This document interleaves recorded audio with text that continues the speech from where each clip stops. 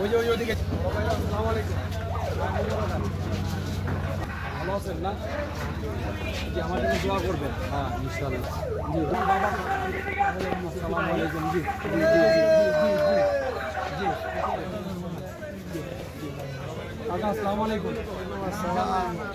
জি, আসসালামু আলাইকুম। এই আমার মুরব্বি এই যে। হ্যাঁ। জি, আসসালামু আলাইকুম। কাকা, ওই কাকা এটা শোন না। ডেলি তো যাইতাছে। আমার বাবার রূপে। কোনো মাথা আছে রে? বসিবের কোনো মাথা আছে রে? এই সেই মাথা। আরো উঠরে। জিরো নাকে। ভালো আছেন? জি, আসসালামু আলাইকুম।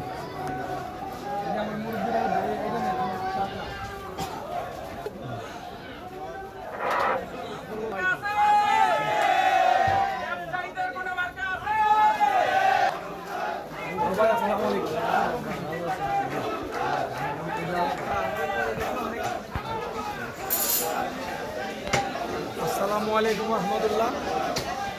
আগামী 10ই জানুয়ারি মুসলিম বাজার বহুমুখী সমবায় সমিতি লিমিটেডের নির্বাচনে আমি মোহাম্মদ পলাশ হোসেন মোল্লা যুগ্ম সাধারণ সম্পাদক পদে আমার মার্কা উট। আমি ব্যবসায়ী ভাই বোনদের প্রত্যেকটি সদস্যের কাছে আমার উট মার্কা আমি ভোট চাই। আমাকে যদি তারা উট মার্কায় ভোট দিয়ে নির্বাচিত করে তাহলে আমি সকল ব্যবসায়ী ভাই বোনদের এবং দোকানদার ভাই বোনদের পাশে থাকবো ইনশাল্লাহ।